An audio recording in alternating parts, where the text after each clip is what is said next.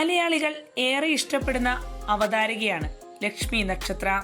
തന്റെ YouTube ചാനലിലൂടെയും social media അക്കൗണ്ടുകളിലൂടെയും Lakshmi തന്റെ വിശേഷങ്ങൾ പങ്കുവെക്കാറുണ്ട്. ഇപ്പോഴിതാ ലക്ഷ്മി നക്ഷത്ര അടുത്തിടെ പങ്കുവച്ച ഒരു വ്ലോഗിൽ ആരാധകർ ഉന്നയിച്ച ചോദ്യങ്ങൾക്ക് മറുപടി നൽകിയിരിക്കുകയാണ്. അതിൽ തന്റെ വിവാഹം, പ്രണയം എന്നിവയെക്കുറിച്ചെല്ലാം ലക്ഷ്മി മനസ്സ് തുറക്കുകയുണ്ടായി. വിവാഹത്തെ സംബന്ധിച്ച ചോദ്യങ്ങൾക്ക് ലക്ഷ്മി നൽകിയ മറുപടി സമയം വരുമ്പോൾ സംഭവിക്കും എന്നാണ്. ഷോകൾ വരുന്നത്, വീട് വെക്കുന്നത്, വണ്ടി വാങ്ങുന്നത് എന്നതൊക്കെ പോലെ തന്നെയാണ് വിവാഹവും.